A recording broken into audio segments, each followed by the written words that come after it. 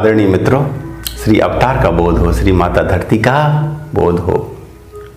मित्रों, आज आया है प्रश्न कि श्री कल्कि अवतार को क्यों निष्कलंक कहा जाता है। श्री कल्कि निष्कलंक अवतार, ये है उनका पूरा नाम। तो यहां पर इस निष्कलंक शब्द का भावार्थ क्या, इसका राज क्या, रहस्य क्या, इसमें गूढ़ बात है क्या। एक व्यक्ति ने कमेंट किया था कि हाथ में तलवार और नाम निष्कलंक, ये तो बेमेल है। आपको भी लगता होगा कि हाथ में तलवार और धनुष्वान, और फिर वैसा व्यक्ति कैसे हो सकता है निष्कलंक। उसे तो फिर कलंक लगेगा ही, हत्या का, वध का लगेगा ना। आइए समझते हैं। दोस्तों, मानव के मुखमंडल पर अनेक कलंक कालिमाएं हैं लगी हुई। आप विचारिए ठीक से, तो हमारा अर्थात मानव जाति का इतिहास और वर्तमान दोनों ही कई अर्थों में हैं कलंकित।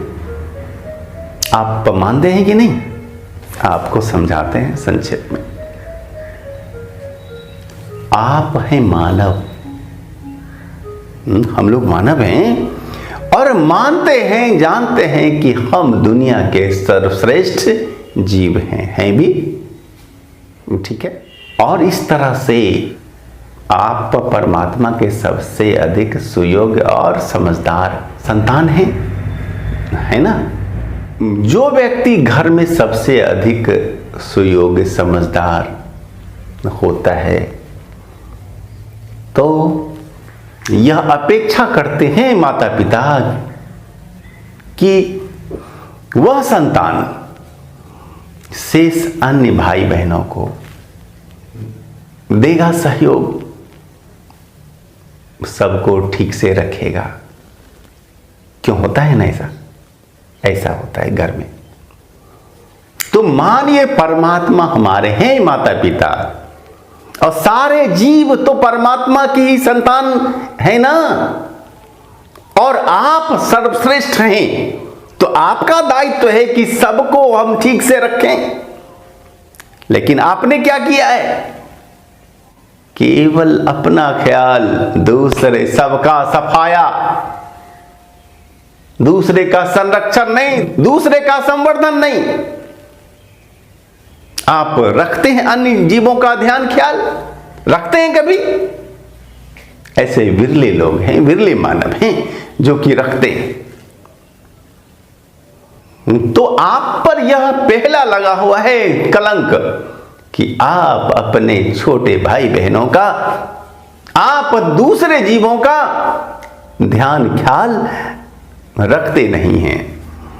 और इसीलिए सैकड़ों ऐसे हैं जीव कि जो हो चुके हैं विलुप्त या फिर विलुप्त होने वाले हैं।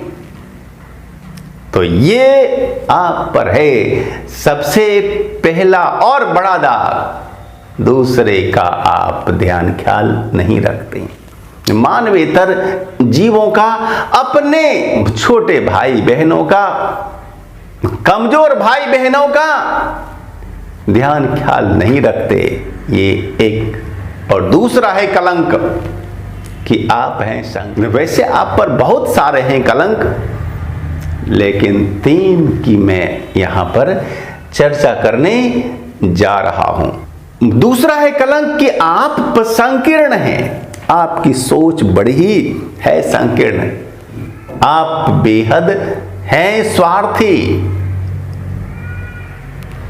केवल अपने सुख की होती है चाह, अपने थोड़े से सुख हेतु दूसरा हो जाए दुखी बहुत, आपको नहीं होता परवाह। इतिहास देख लीजिए मानव जाति का, वो कैसा है इतिहास?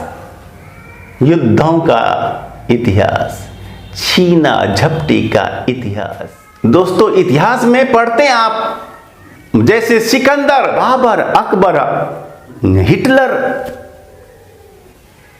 दोस्तों, इन सब ने अपने जीवन में क्या किया? अपनी जमीन को बढ़ाने के लिए, अपने साम्राज्य को बढ़ाने के लिए लाखों का सिर काटा। दोस्तों, साम्राज्य भी बढ़ा तो कितने दिनों के लिए बढ़ा? बस थोड़े से काल के लिए बढ़ा और फिर समाप्त। लाखों लाख की हत्या जो हुई युद्धों में, वो तो सनक ही थी ना, एक सनक। ज्यादा जमीन को हथिया ले, साम्राज्य मेरा बहुत बड़ा हो जाए, दूसरे की चिंता नहीं, दूसरे की परवाह नहीं। अभी देख लीजिए, वर्तमान में ही धरती माता 200 से अधिक देशों में खंडित है। यहां से भारत, पाकिस्तान, रूस, चीन, यूरोप, अफ्रीका, अमेरिका, ऑस्ट्रेलिया, विभिन्न देशों, महादेशों में खंडित। इसकी आवश्यकता क्या? हम सभी एक होकर रह नहीं सकते क्या? लेकिन नहीं, अपना अपना अहंकार है, अपनी ढपली, अपना राग है। इसी संकीर्ण और अहंकारी सोच के कारण आज दुनिया में हथियार इतने हैं जमा कि धरती को 20 बार जीव विहीन किया जा सकता है। अभी दुनिया में बहुत सारे देश हैं ऐसे, लगभग 20 देश हैं ऐसे, जो आपस में लड़ते रहते हैं बराबर। आपसी द्वेष है, दंभ है, युद्ध सा माहौल रहता है बना हुआ। अभी भी तीसरे वर्ल्ड वार की आशंका है लोगों के मन में।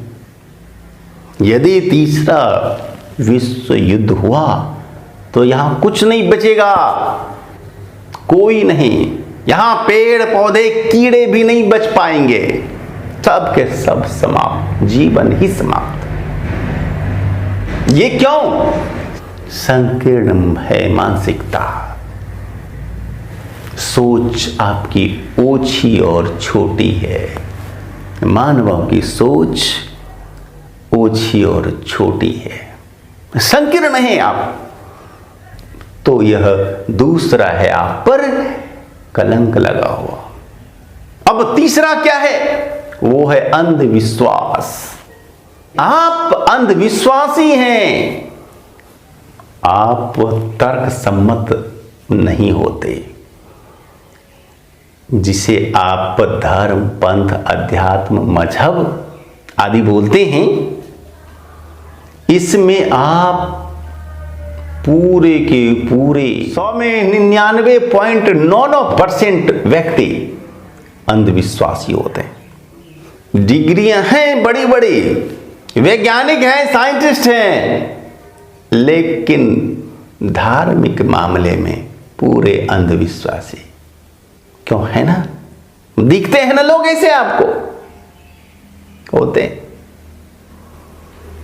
दोस्तों, अंधविश्वास ही है जो कि दंगे फसाद है करवाता।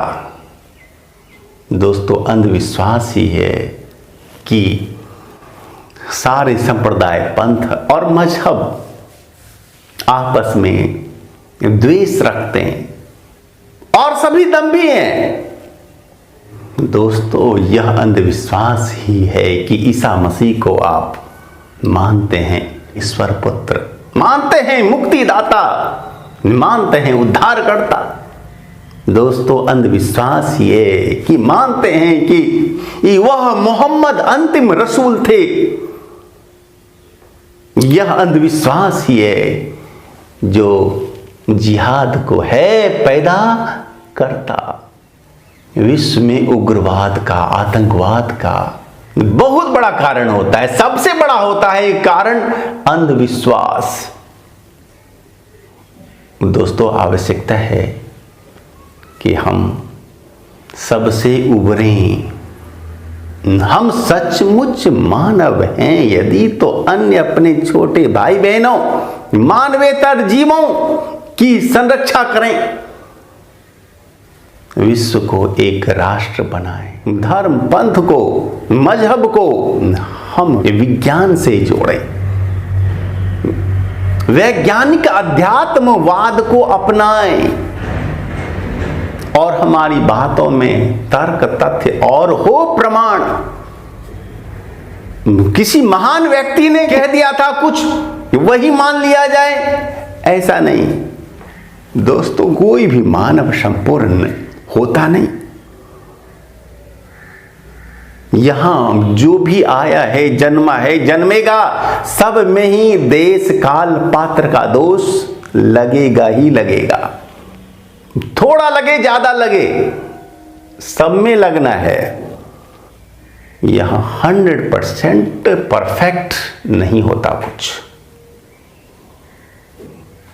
और इसलिए हम महान व्यक्तियों की महानता का सम्मान हम भले ही करें, लेकिन उनकी बातों पर चिंतन करें, तर्क करें और धर्म अध्यात्म को अंधविश्वासी होने से बचाएं। दोस्तों, श्री कल्कि अवतार यही तो करने आ रहे हैं कि जो कालिमा कलंक लगे हुए हैं, ये 3 कलंक, इन तीनों को धोने के लिए आ रहे हैं। और इसीलिए ऋषियों ने नाम दिया है उनका श्री कल्कि निष्कलंक अवतार। वे मानव जाति पर लगे हुए ये जो हैं कलंक, मुख्य कलंक, कालिमा धोएंगे, साफ करेंगे, मानव को उदार बनाएंगे, मानव के चिंतन का विस्तार करेंगे, मानव को अतिमानव बनाएंगे, मानवीय सभ्यता को ऊंचा उठाएंगे। और वे आपके कलंकों को धोने आ रहे हैं। अब बस ज्यादा देर नहीं है, आप इंतजार करिए। लेकिन हाँ, केवल भरोसे नहीं रहना, आपको भी अपने तय पूरा करना होगा प्रयास, वरना कोई अवतार आपको आपके कलंकों से नहीं बचा पाएगा। धन्यवाद।